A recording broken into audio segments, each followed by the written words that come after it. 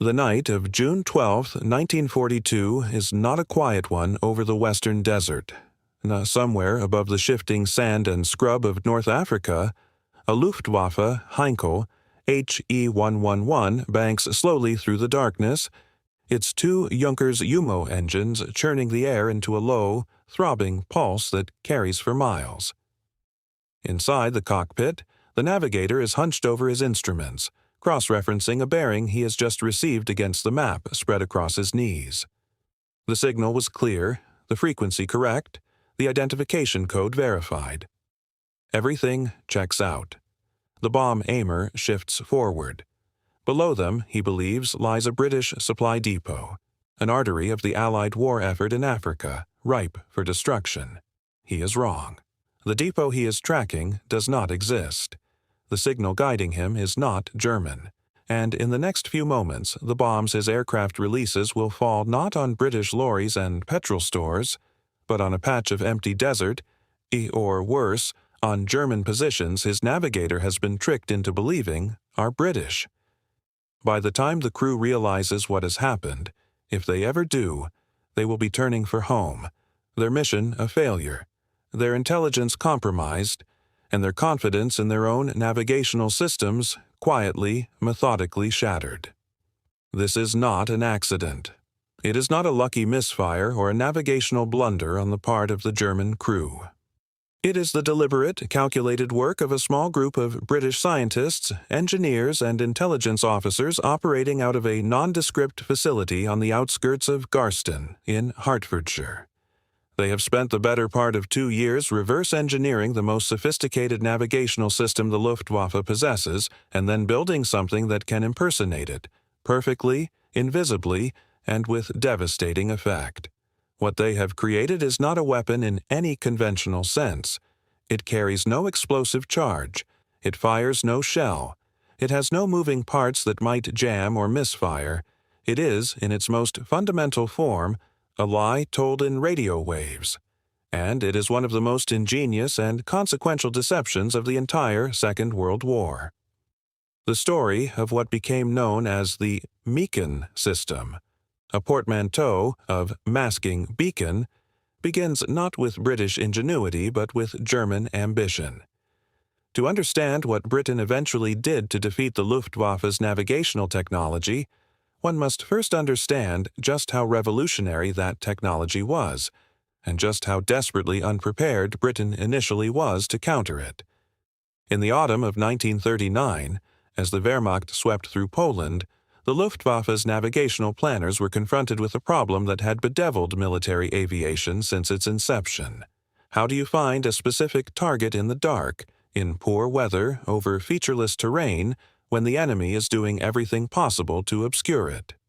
Visual navigation by moonlight was unreliable. Dead reckoning, calculating position from speed, heading, and elapsed time, accumulated errors over long distances. Trained crews were scarce and expensive, and the targets the Luftwaffe needed to hit, industrial cities, ports, railway junctions, were not always visible even when the navigator was directly overhead. The answer the Germans developed was radio navigation. Their primary system, known as Knickebein or crooked leg, used a pair of radio beams transmitted from ground stations on the continent. Each beam was narrow, roughly 400 meters wide at the target range, and the two beams were angled so that they intersected precisely over the intended target. Bombers fitted with a specialized receiver would fly along one beam, following the signal as it changed tone on either side of the center line, and release their bombs when they crossed the second beam. In theory, and largely in practice, it was devastatingly accurate. Estimates suggest the system could place a bomber within 300 meters of its target from a range of 200 kilometers or more, an extraordinary feat at a time when most unguided bombing fell several kilometers wide of its mark. But Knickebein was only the beginning.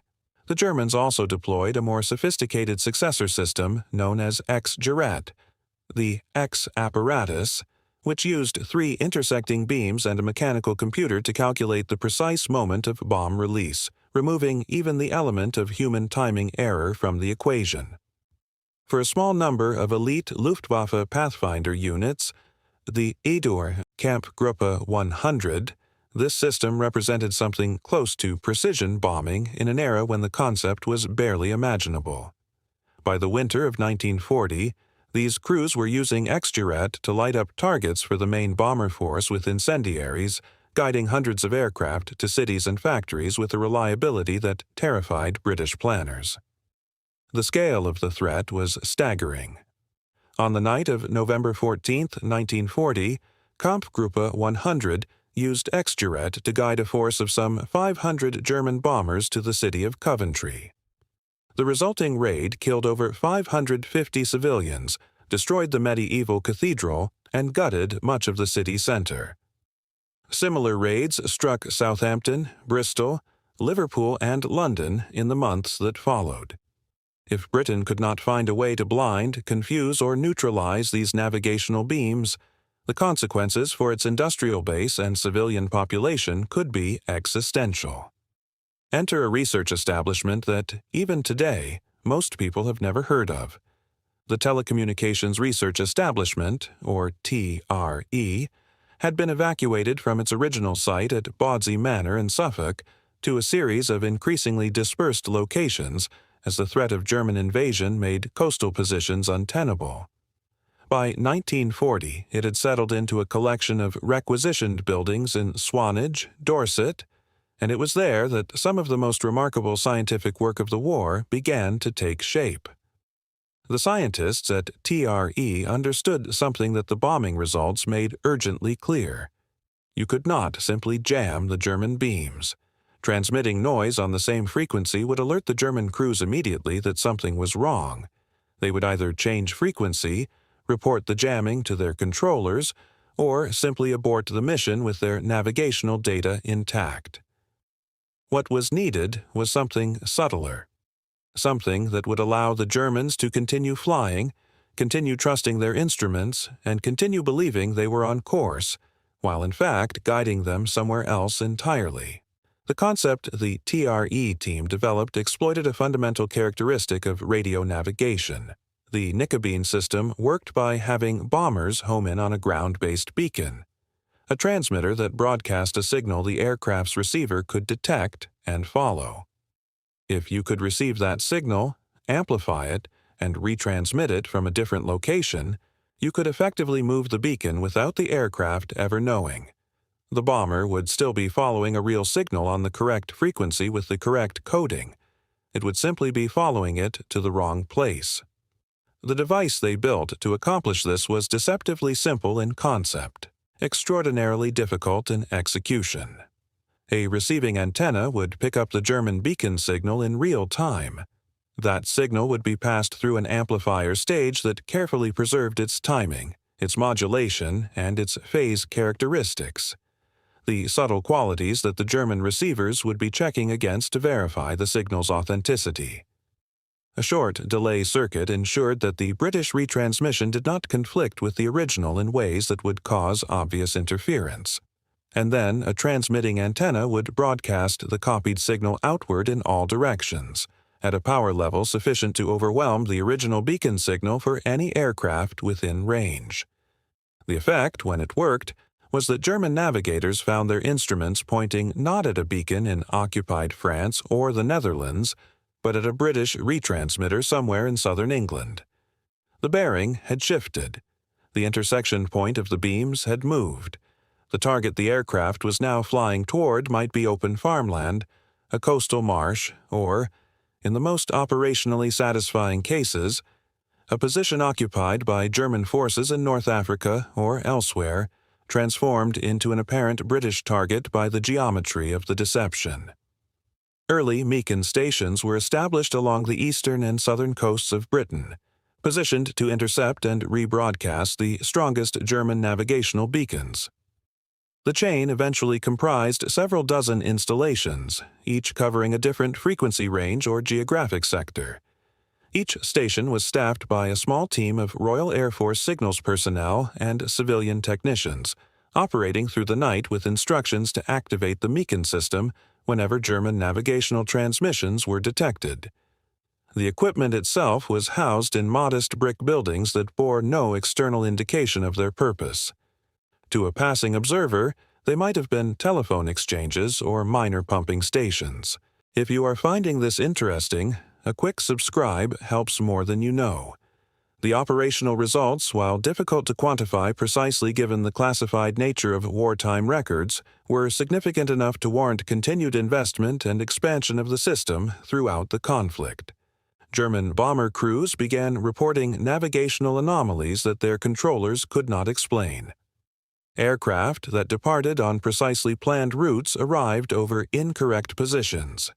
Bombs fell in fields and on uninhabited coastlines rather than on city centers. In the debriefings that followed, crews described instruments behaving normally right up until the moment of bomb release, and then discovering, on return, that their reported position bore no resemblance to where they had actually been. The psychological impact was, in some respects, as significant as the material one. A navigational system derives its value entirely from the confidence crews place in it. Once that confidence is eroded, once pilots begin to suspect that their instruments might be lying to them, the entire calculus of precision bombing begins to unravel. German crews who had placed absolute faith in Nicobene and X-Juret were now second-guessing their receivers, requesting confirmation bearings, and in some documented cases simply turning back rather than bombing on an uncertain fix. The weapon of deception had become a weapon of doubt. The Germans were not unaware that something was happening to their navigational systems. The Luftwaffe's Signals Intelligence Branch, working from reports of inexplicable navigational failures, eventually deduced that the British were retransmitting their beacon signals. They responded by introducing more sophisticated coding, changing frequencies more frequently, and developing new beam systems, the Y-Juret, also known as Wotan, that relied on a single continuous tone rather than the distinctive dot-dash patterns of Nicobene. Each German innovation prompted a British counter-innovation, and TRE scientists found themselves in an escalating technical contest that continued until the threat of the German strategic bombing campaign itself began to diminish. It is worth comparing the British Meekin approach with the German response to Allied navigational systems, because the contrast is instructive. When the Americans and British began their own strategic bombing campaign against Germany from 1942 onwards, they used navigational aids of their own, principally the G system and later Oboe and H-2S, that were derived from entirely different engineering principles.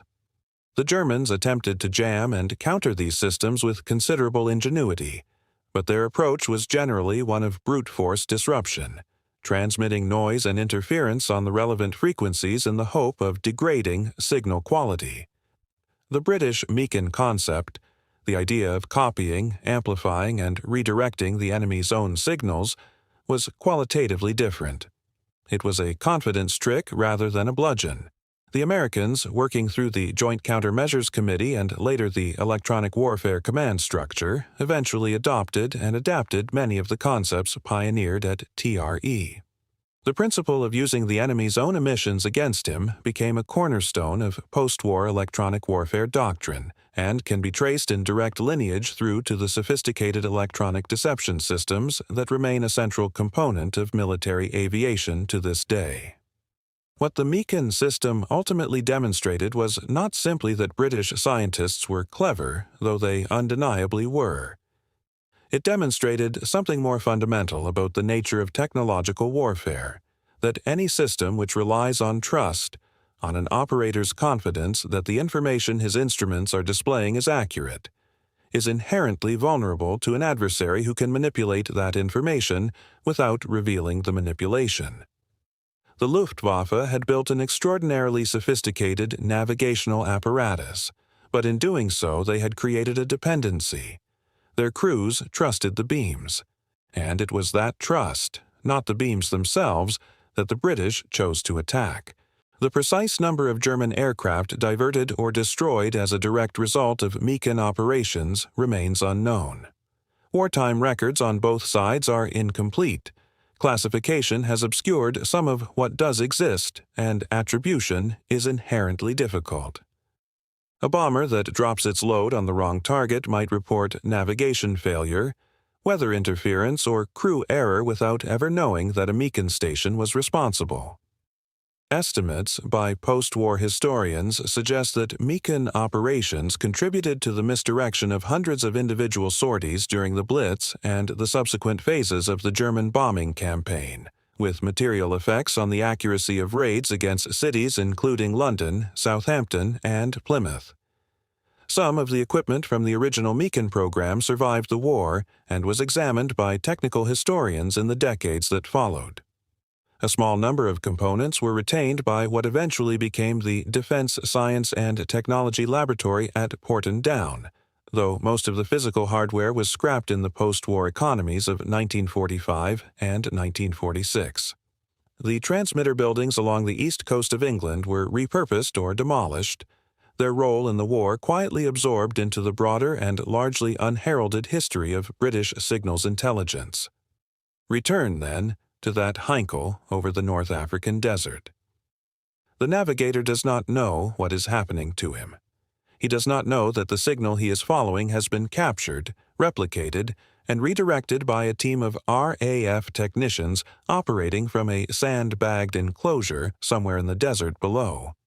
He does not know that the confident bearing on his instrument panel is a fabrication, a ghost frequency invented by a British engineer who understood his equipment better, perhaps, than he does himself. He follows the signal because that is what he has been trained to do. He trusts the instrument because the instrument has never lied to him before, or at least he has never known it to. And when he releases his bombs and turns for home, he files a report that says the mission was completed, the target was located, the ordnance was away.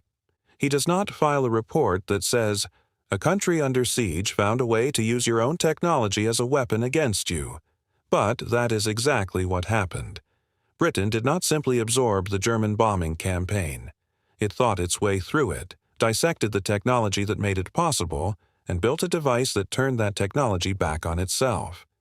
Not with superior firepower, not with a larger industrial base, not even with better aircraft, but with a conceptual leap that took the enemy's greatest advantage and made it, quietly, invisibly, into a liability. In the mathematics of the Second World War, the beacon system will never appear in the tallies of tanks destroyed or ships sunk. It has no kill count, no dramatic footage, no memorial in a public square. What it has instead is a quality that is harder to quantify but no less real. The knowledge that somewhere over Britain on a winter night in 1940, a German bomber flew with complete confidence toward a target that did not exist, guided by a signal it believed was its own. The beam does not care whose hand sends it. That was the lesson, and the British learned it first.